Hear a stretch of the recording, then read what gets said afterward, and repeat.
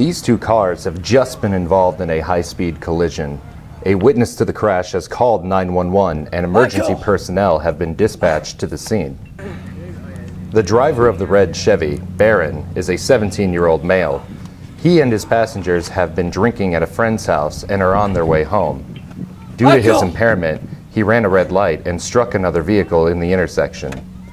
Barron was the only one wearing a seatbelt. Where's Michael? Although Barron is conscious, he has been screaming to his friend who isn't responding. Michael! Michael! His friend Michael, the front passenger, is also a 17-year-old male. Upon impact, his body was thrown forward through the front windshield because he was not wearing his seatbelt. He hasn't answered to his friend's screams, and it appears that he may be dead. His other friend, Paul, was in the back seat, is injured badly, and is pinned inside the car. He can't get his legs free from the wreckage. Michael! I think he might be dead. Michael! The driver of the white Buick, Joe, a 17-year-old male, is conscious at first and appears dizzy and confused. Joe was the only person in the Buick that was wearing his seatbelt. Unfortunately, Mark, the unrestrained front seat passenger, was not wearing a seatbelt. The airbag prevented serious injury, but Mark is presently unconscious. Their dates are sitting in the back seat. They have minor injuries to their face and body. They are lucky. It could have been worse. In some cases, emergency personnel must drive several miles, and the first person to the scene may not arrive for 5 to 15 minutes. During the response, they may be slowed by motorists who fail to yield, and then have to deal with onlookers blocking the roadway around the crash scene. That can be a long time if you are the victim. To the victim's advantage, an officer happens to be in the proximity of the crash. He is the first to arrive on the scene and will try to evaluate the condition of the victims as quickly as possible.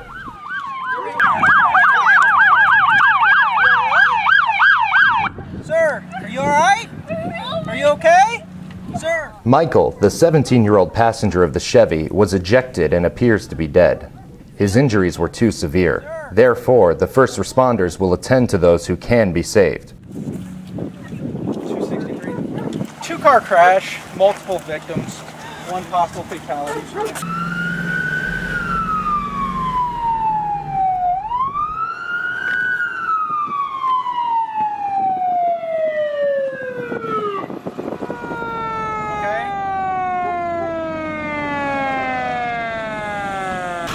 EMS personnel will begin administering medical attention to the severely injured first. We have 4, they're all out of the car, minor injuries. One over here, check with this guy. They're obviously shaken up, but other than that, they're okay. This one's the only one we gotta extricate here. While attending to Paul, they determine that he is trapped inside the vehicle. The door must be cut open to safely remove Paul from the vehicle. He remains conscious and it needs to be removed quickly by the rescue unit in order to receive further medical care. EMS provides as much medical assistance as they can, then turn their attention to the victims in the other car. The first 60 minutes following a severe injury crash is the most critical time period. Paul is alive and screaming in pain. EMTs stabilize Mark and the others. Joe has mild bruising and is shaken, but his injuries are not as severe as Mark's, who will be transported via ambulance. The girls have minor scrapes and cuts. Paramedics determine that Michael is dead and therefore cover his body with a white sheet. While EMS is rendering care, the officer's primary objective is to protect the crash scene. He must first consider the safety of the victims, rescue workers, and bystanders. He will also gather evidence to be used in court if necessary.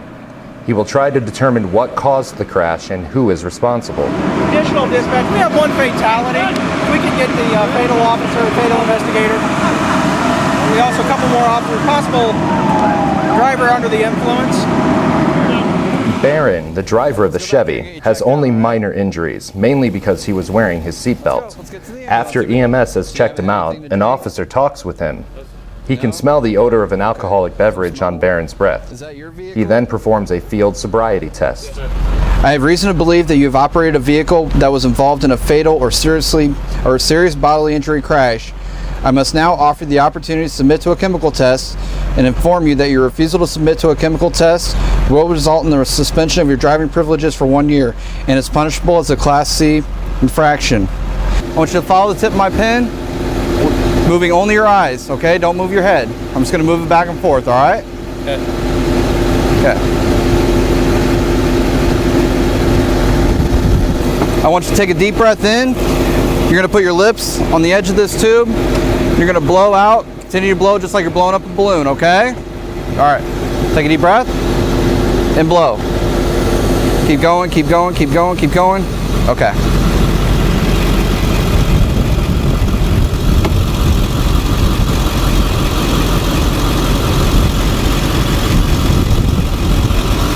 All right.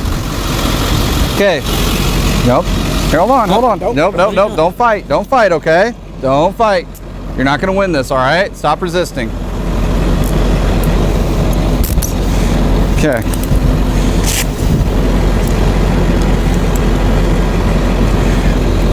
.248. Go and show one in custody. PBT .12. Baron, you're being detained for an OWI investigation. You understand? All right? All right. Let's put him in the squad car back here. The extrication of Paul will take additional time, which is necessary and critical to his survival. The tool the firefighters are using is called the Jaws of Life. The spreaders can exhibit up to 44,000 pounds of force, and the cutters can exhibit 152,000 pounds of force. This can present a certain amount of danger to the victims and the rescuers. The victims will be covered to protect them from flying glass and debris, as the Jaws of Life is used to cut away parts of the vehicle. The first responders talk to Paul while they are working. They explain to him that he is trapped and they will have to use the equipment to take the doors off of the vehicle. They try to keep Paul calm. When the Jaws of Life finally free Paul from his trap, he will be placed on a backboard to keep his back straight and his head immobilized as he is removed from the vehicle. Due to the severity of the impact, Paul's legs were crushed. His pulse is weak and he has multiple broken bones. As his legs begin to be severely discolored and swollen, the doctors realize that he must undergo immediate surgery to save his legs. He is at a high risk of having both legs amputated. He may have to get prosthetic legs fitted for his body. In addition to losing his legs, his mental status has become diminished. Paul is diagnosed with a traumatic brain injury. Almost immediately, he will need the blood evacuated from his head to lessen the impact of the head injury. Long-term outlook isn't good either. Paul will require months of rehabilitation. Michael's dad has found out that his child has been involved in a motor vehicle crash. He races to the scene and tries to run to his son's car, but the police officers prevent him from getting close. A police officer will handle the death notification. No matter how many times he has done death notifications, each one is still difficult to do. I need to talk to you. I need to see him right now. He's been in an accident. Yeah, I got a text. Okay. There's been a bad crash. I see that. I need to see him, officer, please. Your son did not survive the crash. No! I'm sorry. No, you're wrong. I'm sorry. I just need to see him. I'm sorry. I need to see him.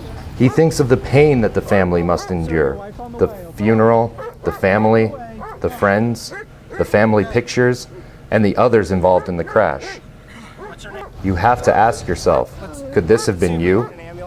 Is it all worth it?